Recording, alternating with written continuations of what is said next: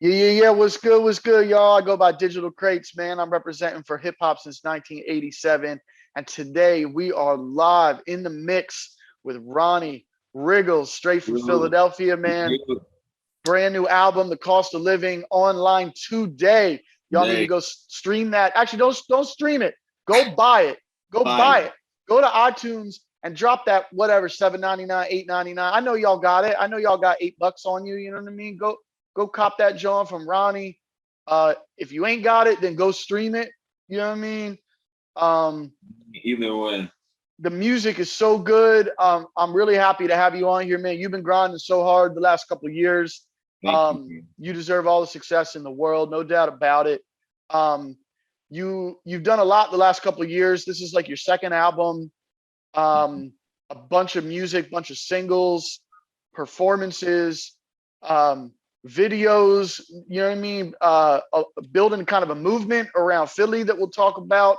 Mhm. Putting on other artists, getting into production and engineering. I mean, you've been doing the most, man. You really been getting to it. So big respect from everybody at Hip Hop since '87. Much We love, post bro. we posted some of your music last year. It got great response, and now you're like on a rollout for this album. So we want to support that release. So I think I was like a pretty decent intro. But for the people that don't know you yet, you know what I mean? For people that don't know you yet, maybe you can tell them like where you're from, how you got your rap name, and how you got started doing music. Yeah. Shit. First of all, thank you, Crates, for having me on. Big deal for me, 87. I grew up in hip hop culture, so on blogs and shit, hip hop since Yeah. 1987 was one of them blogs. So to do this interview even right now, it's like, sheesh, man, we came a long way. For real, it's like, you know, um, Ronnie Riggles. I'm Ronnie Riggles. I'm from West Philadelphia, born and raised, you know what I mean? Lived in a few different parts of the city, but it's all based out of Philadelphia, you know what I mean? You know, how I got my name, that was before I even started making music. That was just in high school, Mhm. running cross country with my ball team. My coach, they was busting on me, said my head was wiggling, you know what I mean? It was like Ronnie Wiggles, Riggles, and it stuck. It stuck. They would chant it at That's good. basketball games. And put Ronnie Riggles in Ronnie Riggles, and it was just like that was just like a thing. Like even like when I was not getting no time in the game, they would just chant my name, Ronnie Riggles, because it stuck. You know what I mean? So Mm. I just kept that name. I had it for like 3 years before I actually started making music. And then around like Mm. 19, after dropping out of Millersville, like I went to college for like half semester. Then moved down to North Philly, moved down the way, you know what I mean, on Temple's campus, had fun with the homies. We was out here being young and dumb, strung out, you know what I mean? And that was just all vibe, just from vibing out, not doing shit, but listening to music, smoking weed all day. My friends was like, yo, bro, you got a catchy name. You got an ear for this. One of my friends said one day, you got an ear. And then one day my homie was tripping acid, went in the basement. He's like, yo, bro, look, I'm like, I was sober. I'm like, he's like, yo, bro, you gotta do music. I mean, I'm like, okay. I'm like, all right. Then I laid the verse and it was terrible. It was my first verse, it was terrible. He was like, bro, you just ruined my trip. Like, I started seeing brown on the screen. Oh He's like, wow. I started seeing brown instead of color. He was like, the way you sung it before you started recording it was way better. And then from then on, but that ended up, made me work on it for like hours till I got it right. And then that was my first song in the basement. And then from there, it was like, all right, how do I figure this out? And that was 7 years ago. So then in between now, 2021, you know, always been in the creative space, I would say, in the theater, shit like that.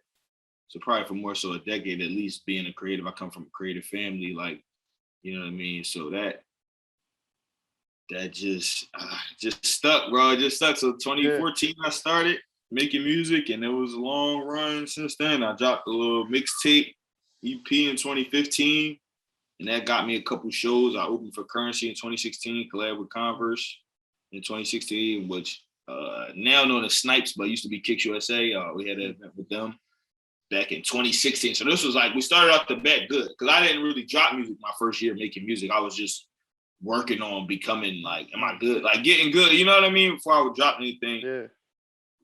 Prep School Negro was like the mixtape. It's only on SoundCloud, so it's not really. I don't consider it an album, but it's a good. It's some that got me a lot of love in the underground in Philly. And then I kind of took not a break, but I just was presumptuous. Like I thought it was time because I was 19. I'm like, oh well, I got features with this person. Like this cosign, I'll be good. Like and that was really my mentality. Like I was young. Like I ain't really, and I was doing dumb shit. Like moving past that mentality, we get to the next album, the Nebula phase, which was like 2019. So where you see like a 3.5, 4 year gap between my first mixtape and first album. It really should never be like that. I learned now it should never be, especially for like an upcoming art. At least in my opinion, like you should be dropping art. You should be making art. It's not, you know what I mean? Like I think I dropped 2 singles in between those whole 2-3 years. So it was like just different. It was like different mode. I had the talent, but not the motivation. I put all eggs in one basket, and then that's grew out of that in 2019 once the Nebula era hit, because that's when another wave of Philly underground kind of, you know what I mean? That was 2019. That's when we met, I think, 2019. You know what I mean? It's definitely like in Philly, just like anywhere else, there's always a changeover every couple of years. You know what I mean? And it's kind of hard to make it past those changes of the guard, especially a place like Philly where people get on and leave. So it's like kind of hard. Even if you have the cosign, you got the collabs, those people are gone. Once they hop, they gone. And it's not like they're going to bring you with them. You know what I mean? Like, and Philly it's kind of interesting. I want to double back on a couple of things you said. First of all, I didn't actually know that that you had been at Millersville, which is famous. That's where Black Thought from the Roots went to school. And it's crazy. Artists, they'll ask me all the time, like for advice, especially the younger ones. They'll be like, yo, like, how do I get on? And one of the number one things I say to them is you got to stay in school. That's your market right there. You in high school, let's say you got 1,000 kids at your high school. And then let's say you go to like a local college, there might be 2,000 or 3,000 kids in your freshman class. That's 3,000-4,000 potential fans that you could like add to your Instagram through who you have on your Facebook like that quick. You know what I mean? So it's like the school thing is like, it's essential. And like, even you said that like when you left school, you were by Temple campus. Right. At Temple campus. So like you were basically still around the school environment, which is the best for getting not just music, but your art or your name out there. You know what I mean? And it's like when you have space in between projects, to kind of double back on what you're saying about like kind of getting started with music, that's the worst thing you can do is start and stop. You know what I'm saying? Like it's the whole idea of success is once you press the gas, you can't let up. You have to like keep gassing, and or you got to have like 3 or 4 cars so that like, you know what I mean? If one car runs out of gas, you just hop in the other car. So I see what you're saying about, kind of putting all your eggs in one basket, and then it not go, the basket didn't, bust open with blessings. You know what I mean? Like I understand that because I've been there, like, especially in my earlier days doing music, like working at record labels or working for, production companies. At the end of the day, they always going to look at you like an employee. You know what I mean? Like, even if you're a VP of an A&R department, like you're still an employee at a company that's probably owned by another company, that's owned by another company, that's owned by another company. And salute to you for making it through like 4 or 5 years. I think maybe closer to 6, like you said, of an independent grind. It's not easy grabbing it from the mud. You're not really going to grab bricks of gold out of the mud. That's not really how it happens. You know what I mean? You might get a little nugget of gold on each grab, and then you got to learn how to sit on that gold until it's like solid enough to like use as an investment. And that's something that I think a lot of musicians like don't understand, is how to become their own investor, how to save so that they can like properly promote and market themselves. You know what I'm saying? And one thing that you can do without having any sort of investment or backing is you can just stand out. You have to stand out amongst the crowd. And right, like you were talking about the underground scene in Philadelphia, which is to this day, since the early 2000s, last 20 years, the underground scene in Philadelphia is booming. You know what I mean? It's still booming. So for people who aren't familiar with the Philadelphia scene, how would you describe your music and your art to them if they haven't heard you yet? And then the second question I got is, what about your art and your music separates you from the other people around Philly doing art and music? Well, the way I would describe my music is off the bat is it's of its own sound. Usually when people hear me, they're like, they don't know it. They're like, where is this guy from? They're like, they're like, where are you from? You know what I mean? I wouldn't say, I know Philly has a sound and it's branched out. I mean, it's weird to say Philly has a sound. I mean, hip hop wise, right? There's like a sound in Philly. You got the Meek and P&B and like Uzi, and then you like branch out and you see like Tiaras and like the Pink Sweats. Yes, it's soulful and melodic, even if it has a hard edge, even if it's gangsta, it's like still soulful. Yeah, it's soulful, lyrical, usually like melodic, even often. And I would just say my sound is just, you can hear that it's my experience. That's why it's different. I've never really tried to give anybody else's perspective sonically too. You know what I mean? So I'll pick beats that are Ronnie Riggles beats. You know, working with where like they're not. I'd have never gone to a studio like, let me get a beat type beat. Let me get no, because I want people to one day be like, let me get a Ronnie type beat, because this is it, and it be so many types of sounds that's like, I never want to box myself in. Like I like punk rock stuff. I like, hip hop. I like, you know what I mean? I like pop music too. I like anything that sounds good. And if I can emulate good sounds, trances, frequencies, that's what I think you'll hear in my music. Just stuff that's like, it's different and contentious. What I'm talking about usually is pretty consistent. Like, yeah, I'm young. You know what I mean? I talk my shit, of course. Like, you know what I mean? Overall, there's a message for change usually at the underlayer of all my music, and that's like, to answer kind of both questions, that is what separates me from a lot. There's so much rap in Philly, but one, frankly, I rap better than a lot of cats because I put time in. Like I put time in with a pen, and a lot of guys are too cool to work on the craft that they say they want to do, and that's just what separates me. Like I studied my favorite writers, I studied my favorite singers, I still study them every day. I study my peers, I study everybody, and I learn and I use it to adapt my own sound. And everybody doesn't do that. And you can see that I put time into like my visuals.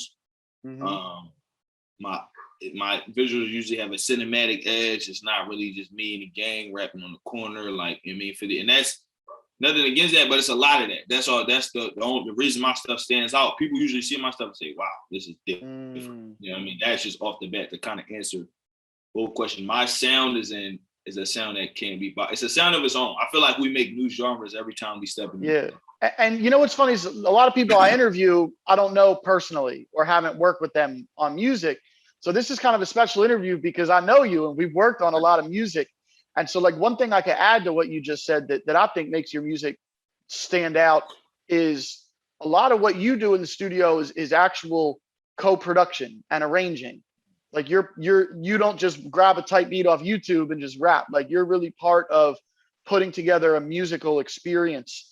And then the second thing I could say is that your music is artistic. It's authentic, but it's artistic. You're not just rapping to rap. And I think the reason for that is because you kind of think with like a project mindset. Like you're not just recording a song just to record a song. It's like you're recording a song for this specific run or for a specific album. You know what I mean? Like before we even started working on Cost of Living, you had the concept. Right. So it's like we knew when we made a song if it was going to go on Cost of Living or not, just by the lyrical content. And I think those three things definitely separate you.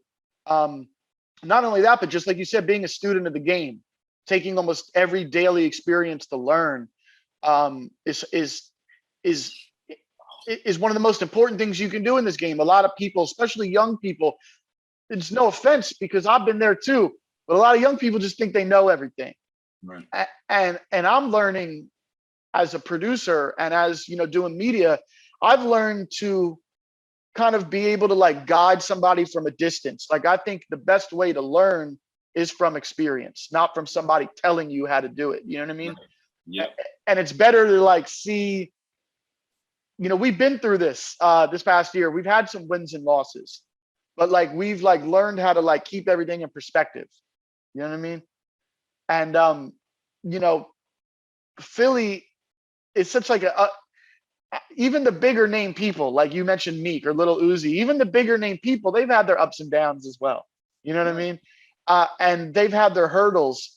And I know that you've gotten to a point now where you have a decent catalog and you're like what I guess what we call like league ready, like ready for a deal, ready for a deal, ready for some investment, like ready to to get the support you need to do this all the way professionally and seriously. But maybe you could explain the process a little bit better and actually talk about maybe some of the hurdles that you've had to jump over to get to this point.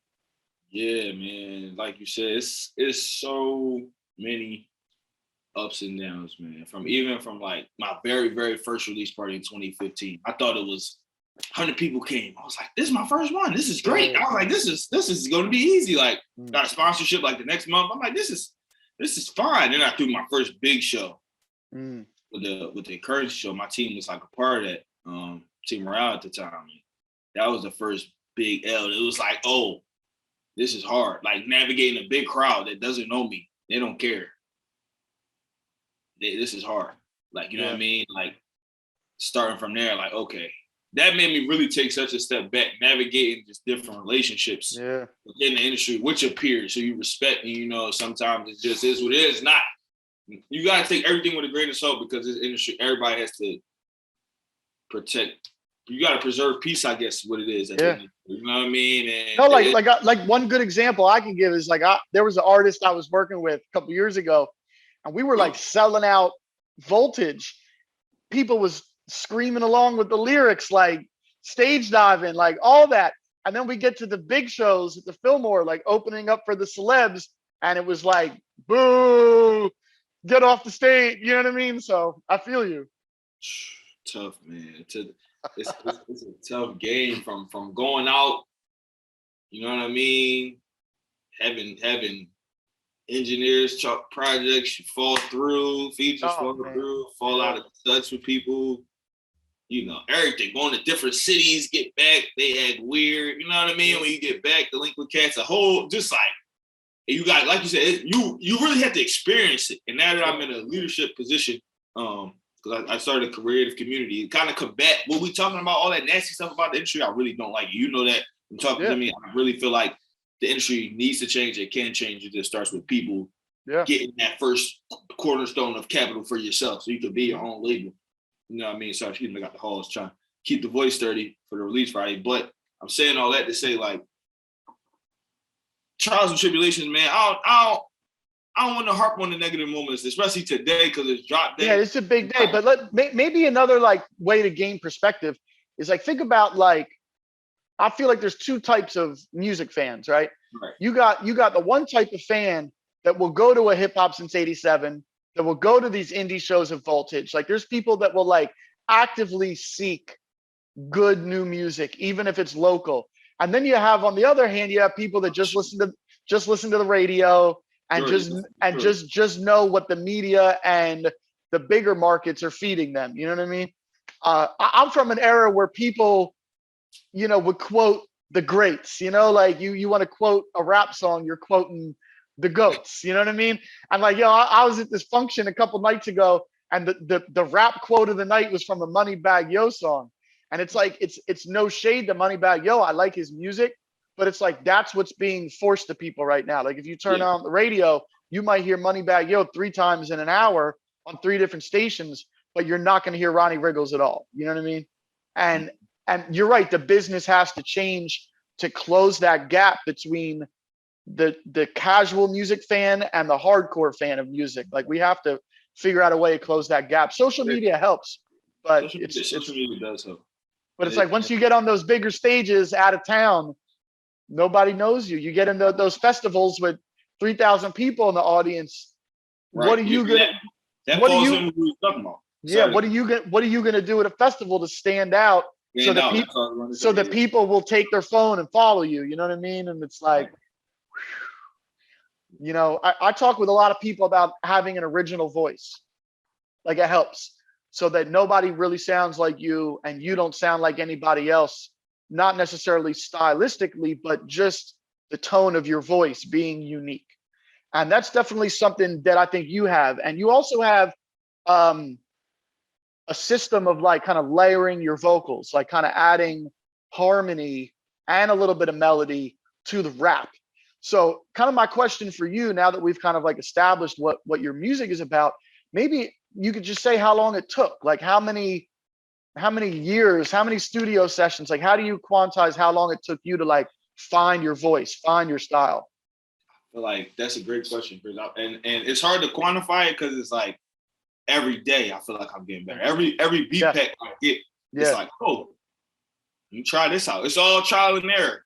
You know what I mean? I like to think, I'm biased, so I say it's all bangers, man. No, it's been some Jones that like I don't even listen to them because I'm like, that wasn't the one. You know what I mean? Oh, yeah, cool. There's a couple Jones we did where I'm like, all right, skip. You know what I mean? Next pop. You know what I mean? Like it is what it is. You know what I mean? And then it's just, but it's all for real trial and error. Like it didn't stop.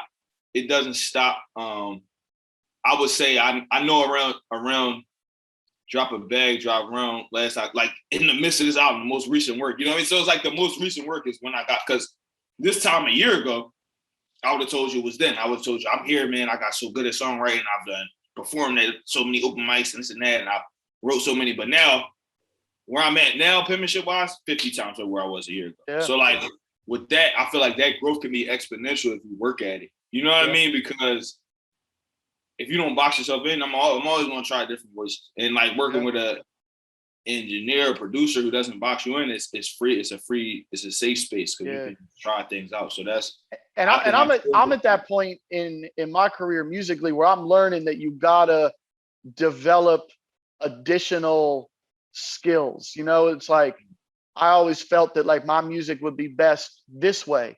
But now I'm getting a little older. It's like, okay, maybe I can go this way with it. I can go another way, you know what I mean? And try this or try that. And it's like all gonna just make the whole catalog more important than like each individual song. Yeah. It's I think a lot of people still buy into that old business model where you could like kind of have one hit song and ride that out for however long. And then you drop the album and ride that album out for however long, and next thing you know, it's 7 years later and you only have one album out. Like that's just not how it is anymore. You know what I mean? Now it's like like it's not even what have you done for me lately. It's like what have you done for me today, so that I should keep following you and keep supporting your career. Like if you're a casual fan, how does an independent artist with no budget compete against a big artist who has the team, has the support? Even just visuals, like just vlogging, like even just having a cameraman that's following you all day, every day, and then editing your stuff together, or let's say you're going live on Twitch every day, you got to have an admin, like a moderator who's going to screen record the whole thing, go chop the best 1 minute parts to post on Instagram. You know what I mean? Like there's so much that people expect from an artist these days that I feel like it's easy to get burned out and kind of just not necessarily give up, but it's like you're folding. You know what I mean? Like it's like it is pressure. Like once you get the ball rolling, if you're not getting better and not doing more, it's like I can't help you. You know what I mean? Like my hottest beat couldn't save the hottest artist if they don't have an engine around them running. You know what I mean? Like a team. But you do have a team and you've been building. I want to kind of like get to talking a little bit more in depth about the music and stuff. But I do have like just one more important kind of intro question is, now that we talked about your history, what you've been through, the style of your music, like at this point, what keeps you motivated to showing, improving, and getting better? Like what's your motivational force to keep going with the music? That's a great question, man. Thank you. I have a genuine passion to help the world with my music. Now that I'm in adulthood, I'm just turned 26. So that's just like, I see, I always try to see the problems in the world, and I'm not perfect. I just try to help where I can at, and my gift I feel like I was given by the universe is music. Like that was what I was, you know what I mean? I was blessed with that and creative talent just in general. So I want to use that to make people feel and see things that really changes, you know, like use what I have. That's my motivation. It's not really a lot of any of the other stuff. Like, yeah, I would like to get the nice things and put my family on, my friends on and get all of that. That would be cool. But I really think we can live in a world where everybody's like that. You know what I mean? So that's what I do it for. Like genuinely, like that's what I do it for. Like all the other shit would be cool. But that's what keeps me going on a day-to-day, like in those dark moments, that's just like, all right, it's bigger than me. Or it wouldn't have even got to this point. Like I wouldn't even be here if it wasn't meant to be, essentially. So I gotta just believe in what I asked for was destined. You know what I mean? It's funny. I had a really good interview yesterday with this artist from Texas, and he said the same thing. He said, it's bigger than me. He's like, you know, I realize, and he's from a very small town. So it's like he really has people relying on him to like blow up, you know what I mean? Right. But being from a place like Philly that's a bigger market, it's like if you don't realize that it's bigger than you, you're probably never going to get anywhere. You know what I mean? So I respect you for saying that, because a lot of artists would be like, yo, man, I do this for me. You know, and if people don't like it, I don't care. But it's like you probably should care. You know what I mean? Probably like, should, and you probably do care. Like that's you do care. And it's funny too, because like a lot of people that I've been interviewing this past year, it seems like they transitioned, like they were doing one thing, like playing football or whatever, and then they got into music after an injury or something like that. You know what I mean? But like you've been on this path of music for a while. So like big respect to you for staying motivated, because I know from doing music over 20 years, like a lot of feast and famine, a lot of up and down, you know what I mean? And it's so hard to like keep the mental positive and focus so that you can keep creating at a high level. You know what I mean? And I'm just learning, like, right, we're from a place where we're famous for like pain music, for like soul music, where you're really talking about, it's like the blues, you know, Philly, it's like our music is actually kind of bluesy if you think about it. And I've actually found that my negative experiences, of course, influence my music. Like I could make a great song about a bad experience, right, but I've been learning to live and love and learn from life more. And I've been noticing that my music that I make that's based on positive experiences, right, is it's so much better. You know what I mean? Like you're just, even if it's more of a harsh song, like let's say it's in a minor key and it's kind of harsh, it's still about a positive experience, and then hopefully that'll inspire people more. You know what I'm saying? It's hard to balance it all, real life and art. Like it's not easy. But let's take it back though. I want to take it back and just get into the actual art. The first time I heard you was probably soon after Nebula dropped. Maybe you could just talk about the Nebula project, the production, the sound, the theme, the artwork. I mean, it was a very cohesive project, you know, and for a young artist to make a cohesive album project like that is kind of rare. So maybe just tell the people about the Nebula project, which is pretty dope. Well, thank you, man. Nebula was my first album, I would say, because I had a mixtape, but Nebula was the first thing I put out on everything. And we had started working on it from the time right after Prep School Negro, which was my first mixtape. And then so Nebula came, and it was a stressful era, man. It took, like, a lot of the songs were done like in 2016. Like I got into it, like a couple of ones that I knew were going to be on there were done in 2016. Like I had been performing them. I was performing them all 2017, 2018, I was performing them. You know, like I said, you put all your eggs in one basket. The production, you know what I mean? You can't do that. You just, as a young artist, you got to make sure that you got to realize you got to have a network. That's really it. Like you can't, and that's not a slight. You just, when other young, or your peers are working too, they're not always, you know what I mean, able to dedicate the time. You know what I mean? You guys, so the production was spread out between a few of the homies, Ben Thomas, White Noise, my man's Crispy was on that joint. A few features from the homies, Spiffy, Nick Hansen, Faye La Soul, Freddie Different Ways. So those are Sad Marquise was on that project as well. That was a lot of all local homies that I knew, grew up with, just a sound that was around from my earlier formative years. They were there for those first few years, you know what I mean? So it was no coincidence they all ended up on the first project. And that was that. The concept really was like, I came up with Nebula one day because I'm big on space. I like space. I'm a grandiose thinker. So just the concept that we're all kind of floating, which is what a nebula is, a gas cloud, a spacious gas cloud, which is what our universe is essentially inside of. They used to call it Andromeda Nebula, but now it's not. It's a nebula because there's so many. But conceptually, that's what universe is. What I was thinking. You know what I mean? So we worked hard. It was. Hey, it's not a loss, right? Because it didn't blow up or whatever. It's not a loss. It's just learning. Like it's learning. Yeah.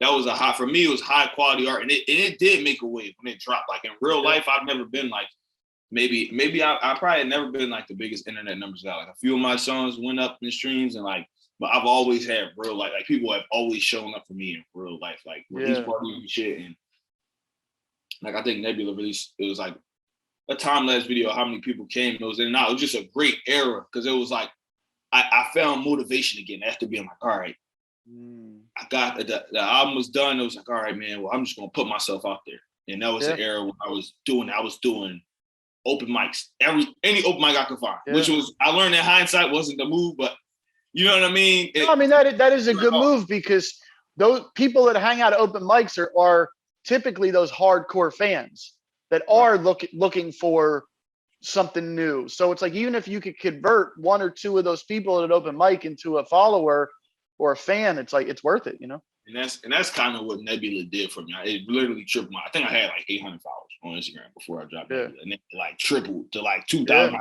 that summer. And that was my first time saying like, okay, dropping good artwork. So just like cohesive things work, you know what I mean? So then shortly after Nebula, it was like I came up with the cost of living name right after we dropped Nebula. Like I just sat on it, wrote it in my notes. And I was just like, all right, I don't want anybody to steal this name. Yeah. And then, you know, Nebula was fun though. We got visuals and it was fun. I feel like it was like a rookie project. Not to say that I wasn't a seasoned artist, but it was just like my first.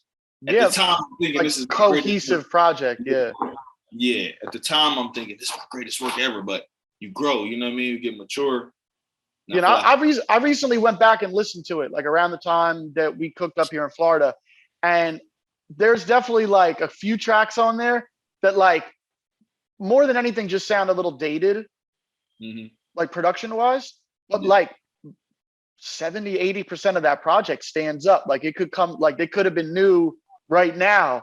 You know what I mean? Like it's definitely has somewhat, and maybe that's a credit to the songwriting, not so much the beats, but it does have somewhat of a timeless intergalactic feel to it. You know what I mean? Like, and Nebula, man, that's the thing about a project is it does propel you. Like if I'm not putting out music, my following is going down. But the second I put out some hot work, it goes up. And that's just kind of, for a young artist that's watching this interview right now, like we are proof in the pudding that if you put the good work out there into the universe, people will respond to it. You know what I mean? And so right around that time, you did something else, which was really, as a producer, the first thing of yours that like super caught my attention. And I was like, oh, all right, this dude ain't just on some rapidy rap. This dude is on, okay, he's on a dope type time. And I'm talking about the short film. Way down. Way down. Yeah. And I saw that and I was like, this is what's missing from the game. It is actual art. You know what I mean? Like a marriage of visual, plot, and music. In the link to this interview, I'm going to post that short film so people can really see how dope that was. Because that's like opened my eyes. I was like, damn, I got to link up with this bull. Like, this is crazy. Like, man, we could do some short films. I was like, yo, this is something that I want to be a part of as a producer and a homie. So maybe you could just talk about the making of that short film and maybe what was the inspiration behind it? That's crazy. The second I was on a podcast last night and they brought the same thing up. Like, wow, it's like when I show people Way Down, it's like a hidden gem. Like I consider it like a really hidden gem, like because they see it and they're like, what the fuck is this? Why didn't it come up? And I'm like, well, I didn't know shit about marketing. I was like, I didn't know. I was like, I just dropped it, guys. They didn't blow up. Yeah, you dropped the bag making it and then didn't think about pushing it. Like exactly. I was just so excited to make a piece of art like that, which was a record that got written in 2016, but that's a record I'm gonna push forever because I think it's timeless. Like I think it's a house record that has a bop that's like, it's a way that when I introduce people to me, it's like, oh wow, you can do this because they're like, you're a rapper, you know what I mean? It's like, okay, so the melody, even just the way it starts, I was on my way, like it starts with like the roller coaster going up and then going down, like you got like that drop right in the beginning of the song, right at the start, and that's how we wrote it. As soon as I heard the drop, that was the first thing it just came way down, and I just rolled with that. And then put in a couple of the house chops, and then the visual idea came from me, and then I collabed with the team Draw House. They like edited the script. They made a real script because they're real cinematographers. That was like a conformed version of the ideas that I had. It ended up. It took months to shoot. Yeah, months. We started production like May 2018, finished like probably August or like September, dropped the trailer, and then it was like I dropped that visual before the album because it was like a lead, and it was received really well. It still gets received well now, and I think we've even made better work since then. Like looking at it now, looking at the new stuff we got in the tuck, I'm like, Way Down's cool. I'm like, Way Down's cool, but I can't wait to show you all this new shit. But I'm glad. I want people to look back. And I think Way Down's one of those discography things. Like, what the fuck? Like, you go back, and it's like, oh, Ronnie Riggles. And it's like, by the time you're a fan, it's like, no, there were fans who was here for Way Down. There were people who was here for Way Down, and that's okay. I want people to look back and see that I've been working at it for a long time. Yeah, what's up with like a part 2, like a Way Down 22? Like maybe next year we go in on a sequel. Like, you know what I mean? Like that's maybe something to think about. Because my thing is if someone hasn't seen or heard something and you know it's good, it's going to be new and good to anyone else who hasn't seen it yet. So like that's why a lot of artists do remixes of a hit song. Like they'll have the hit song and they'll put Lil Wayne on it 6 months later and call it a remix, even though it's the same beat. You know what I mean? It's not really a remix. It's just adding a feature to a song that was hot, but it's still hot. Like putting that feature on there might get more ears and eyes. You know what I mean? So maybe that's something to think about for Way Down, like for 2022, part 2. Why not? You know what I mean? I'm into it. Yeah, that's the thing. A good idea will always be a good idea, no matter how you execute it. And one of the best ideas that I could think any artist, not just in Philly, but almost any artist I've ever worked with, one of the best ideas I've ever seen executed was Drop a Bag Drive. Drop a bag. And that is like, man, like I don't really have the words, but I tell people about it all the time. And people will be like, yo, like, what can I do as an artist to get more rep in my community, in my scene? And the first answer to that question is always charity. You have to give love to get love. And Drop a Bag Drive that you executed last year was something that was like so special and so unique.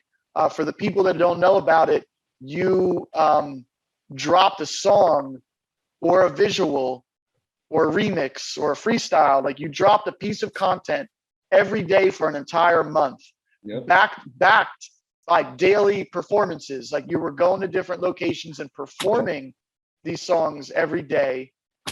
And the point was to raise not necessarily money, but to raise awareness for issues in Philadelphia that revolved around homelessness, right?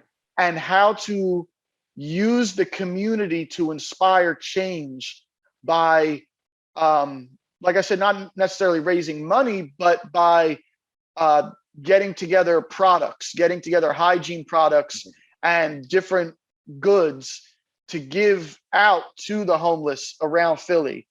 So maybe just to start, because this is big. We could do a whole interview just about Drop a Bag Drive, but really, I would love it if you could explain the inspiration. Like, what was it that made you want to give back in such a major way?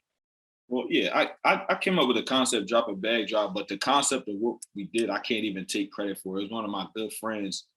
He came to me one year because we were young boys, and like I said, we used to just do dumb shit, and we were just tired of being like, you know what I mean? When we were young, we kind of matured fast. We burnt ourselves out. Like we was in bars at 18 and 19 and just doing.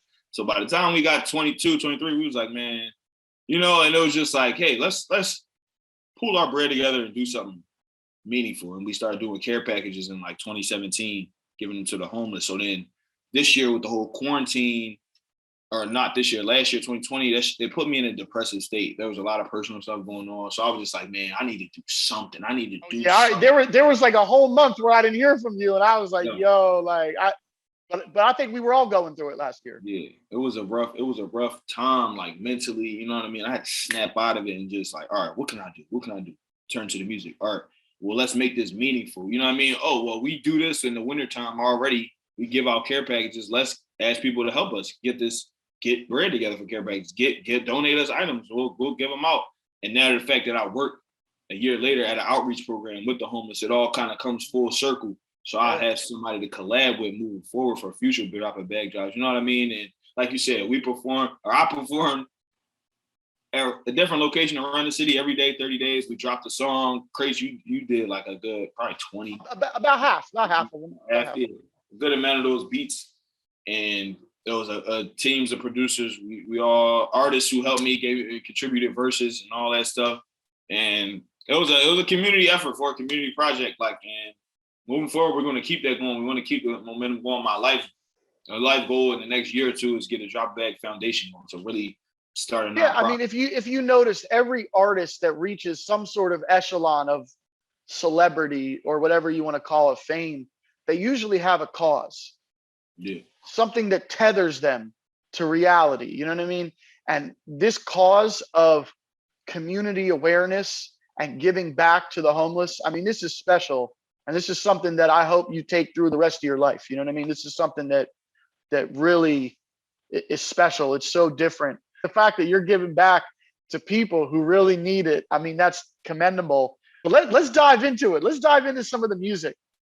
The first one that I want to talk about is Bag Dropper. The song even kind of like went with the theme, the drop a bag drive, and then you had a song called Bag Dropper. How did that song come together?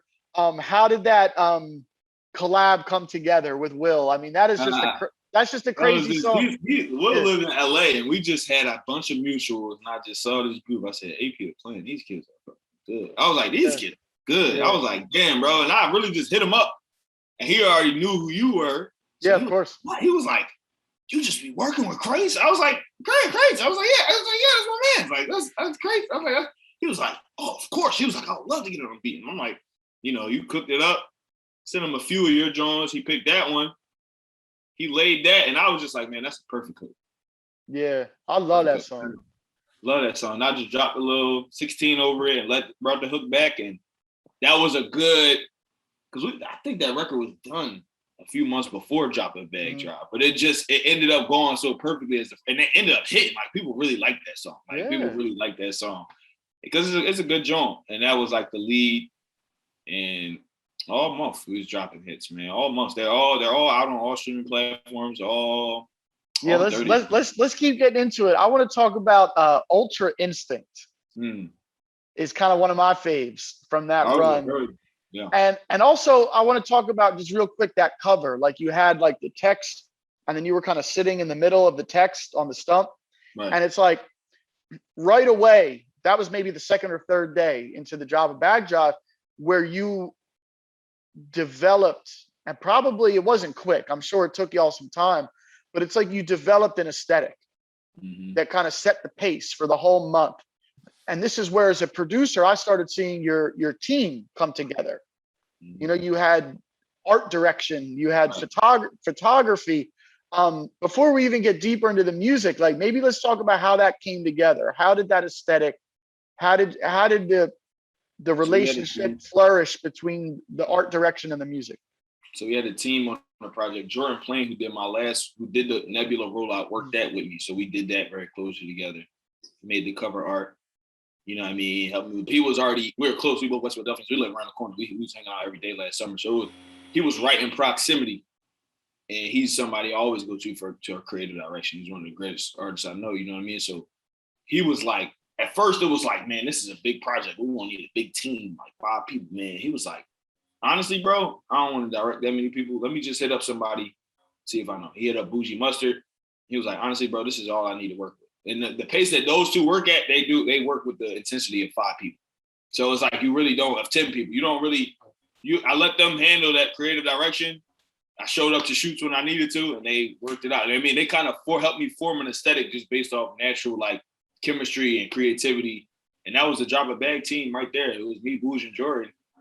Overall, you know what I mean? And I want to talk about the song Changes. Just for a quick, right? Changes, like, to me, that's one of the most special records of that month. And like I made the beat, but you went and recorded that at the Sound Gallery. Shout out to the Sound Gallery. Yeah. And maybe you can just talk about the importance of that song for a second and how you took some of the experience we talked about, some of that down experience of the pandemic and the race riots, and how you channeled it into making. Exactly. It was a cultivation of all those race riots, race wars in the city, my own what I consider personal failures. And it was like, yo, bro, it was a message to self. Like, it was a message that if you resonated with, I hope it does.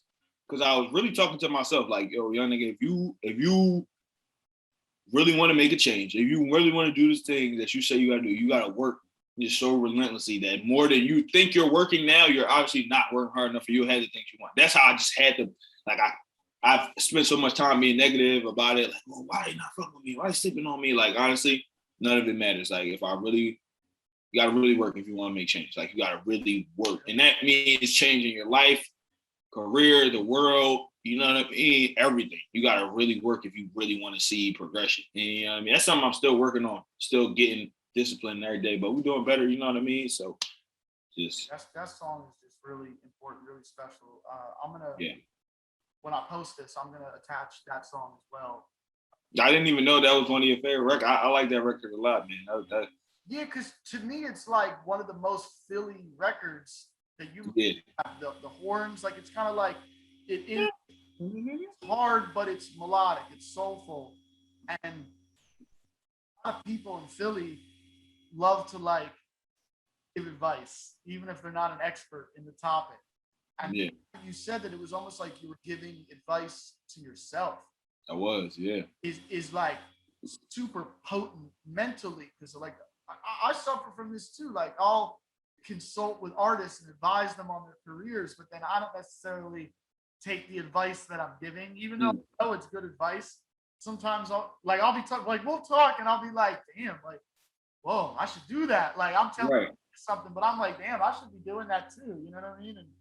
And it's hard. We all got the same 24 hours, but we don't all have the same struggles. You know what I mean? Thanks. And some people do have it harder than others. And that song is like a reminder that if you focus on the work and stay positive, like, good things will happen. There's no doubt about that. And I think that's good for part one. We're going to take